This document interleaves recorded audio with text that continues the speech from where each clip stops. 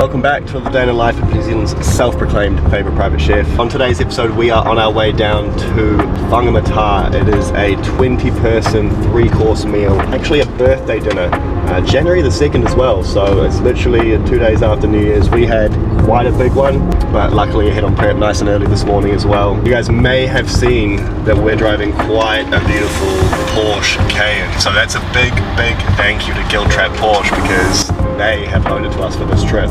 This is actually a first-time client as well. I have not met this woman before, but she seems so lovely from the messages we've been sharing. She just contacted me out of the blue on the email.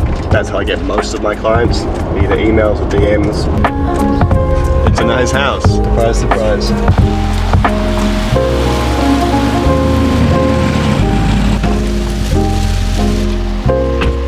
Arrived at the sexiest house on the beach. That's always a really good sign. The party's not until about 5:30, so we've got a lot of time to unpack, set ourselves up and continue with prep. These are all just cabbage leaves cut up into, you know, roughly the same size squares. I'm grating a load of garlic, which I'm going to mix with a bunch of lemon zest and olive oil. We're going to really toss it over and then we're going to put them on skewers and then we're going to grill them on the barbecue so the outsides get really nice and black, but the inside sort of gently steamed. It's just quite a nice way to serve cabbage. This is the potato gratin, we call it. Loads of thin layers of potatoes, so mandolin, baked all flat in a tray like this, pressed overnight, and then cut up into these nice little chips.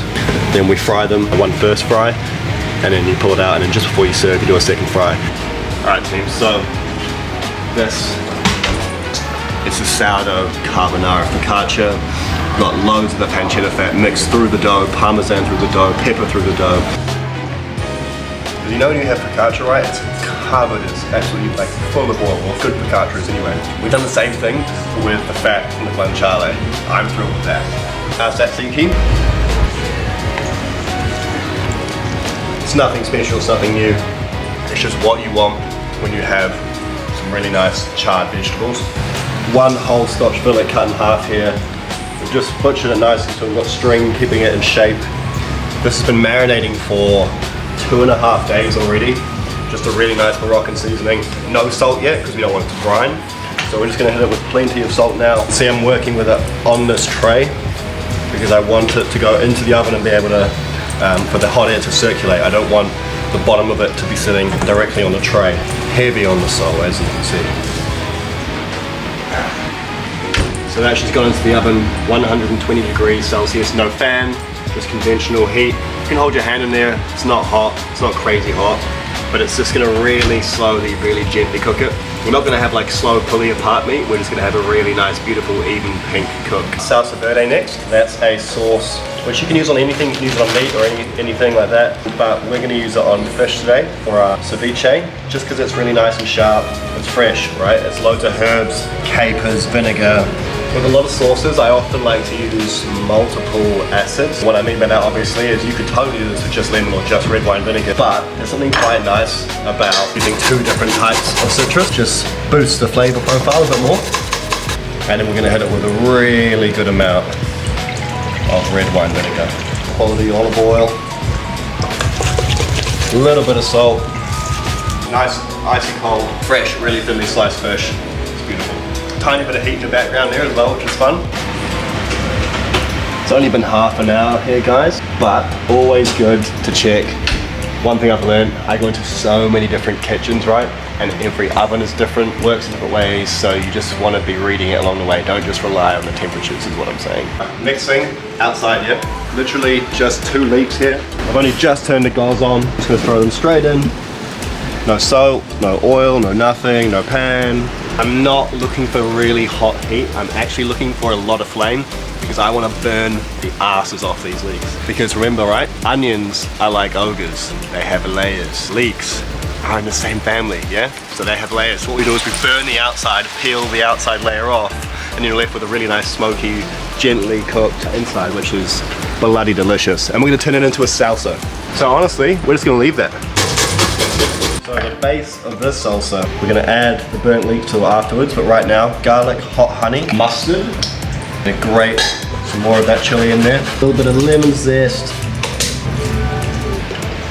So you can already see that by itself would be like a pretty delicious salad dressing or anything you can toss over any other vegetables. but we're going to thicken it up by putting in some of those burnt leeks and then a bit of fresh herbs as well. But I wasn't joking, yeah? Blackened. Another like 4 or 5 minutes or so, we'll kill the heat, let the residual heat in there, just gently cook them through, and then we'll peel them.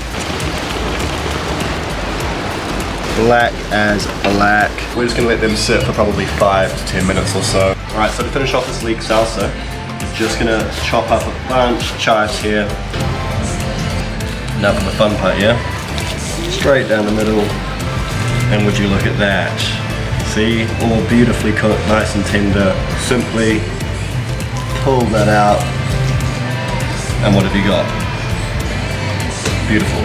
We'll just tail our leeks, half them really roughly lengthways. So this is kind of like the best of both worlds when it comes to smoking or like really grilling something.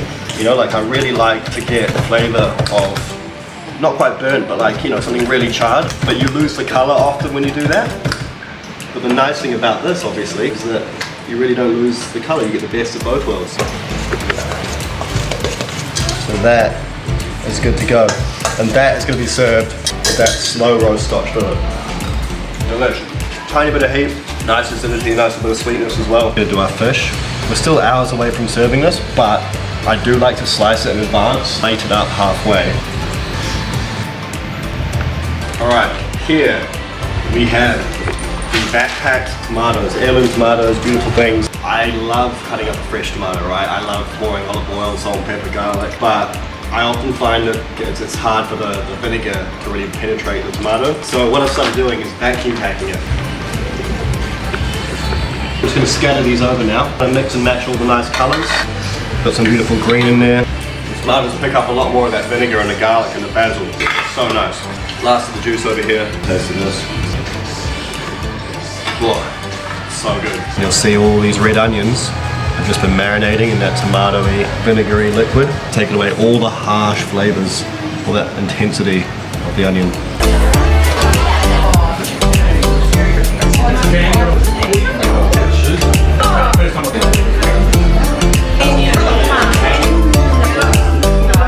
About 4 hours and 15 minutes here. You can see that's still really nice and soft. The internal temp's reading late 40s, so that should be pretty perfect. We're just going to brown it off here. Happy days. It's going to be good. Amazing. What's the sauce? You can see these guys have got real nice jiggle.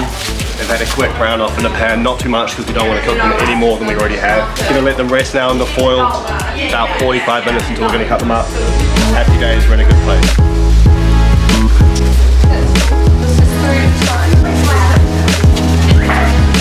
Got you.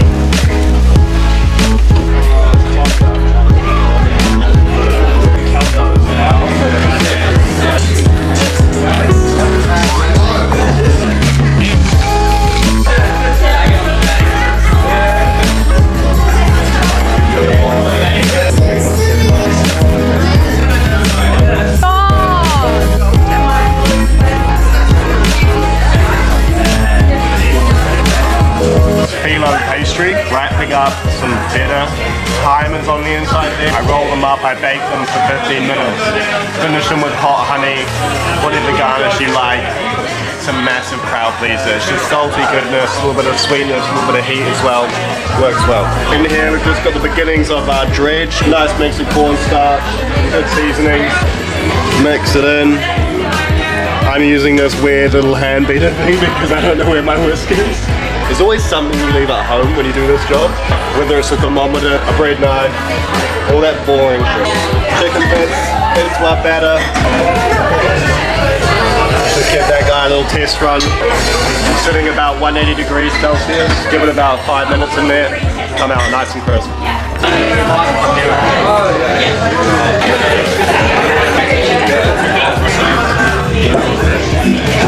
You can obviously see it's nothing special, that salad. It's got literally just cod, parmesan through it. The vinaigrette is really nice. Mustard, honey, lemon, garlic, olive oil. And then all those juices came from the tomatoes over here. A lot of the juices that came off of that, we put them into the dressing as well. It goes over the top. So there you go, nice crispy chicken. That'll be cooked through the chicken temp. There we go, bang on. We want it early 70s.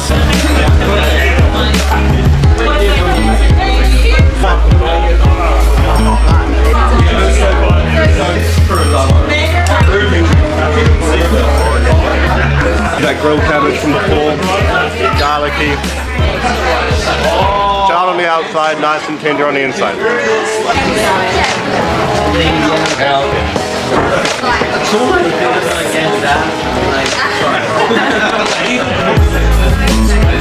Yeah, that's the nice thing about it, right? So the whole day I've been telling these lads about how to cook this whole Scotch fillet. Low and slow, yeah, what I've been telling you. And I had them all piled around as I was cutting it up, and I was like, oh yeah, this better be exactly how I said. Come out good. But honestly, there are heart and mouth moments. There are heart and mouth moments when you're cutting it off for the first time. So here's our beautiful burn leek salsa. Let's put a little bit on that.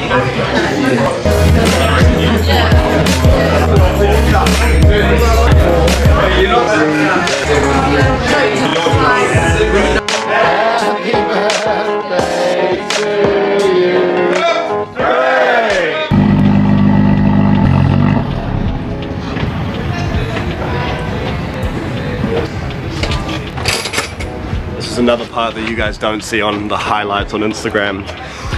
We now have a 2-hour drive back home, leaving at 8:30. It's all part of it though. It's all part of it. Especially when you get to drive a sexy cane.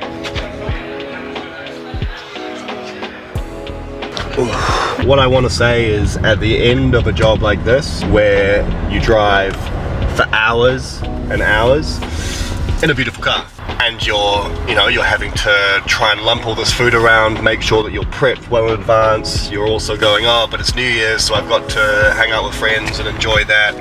There's always this sort of like anxiety around it of how are we going to get this done. Then you go and you do it, and that's the fun part.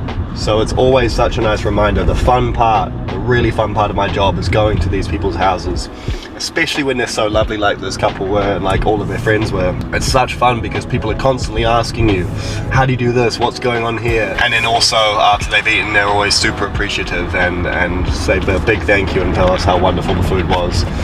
And that kind of makes it all worthwhile. Even the 2-hour drive home now. The job or the day is not over. Remember, once we get home, big clean down as well. You've seen how much food we've got in the back there. Again, this is the not so glamorous side of what I do. Usually when you watch the Instagram reel, it cuts off. It's a job is complete, but hey, a heck of a lot more goes into it.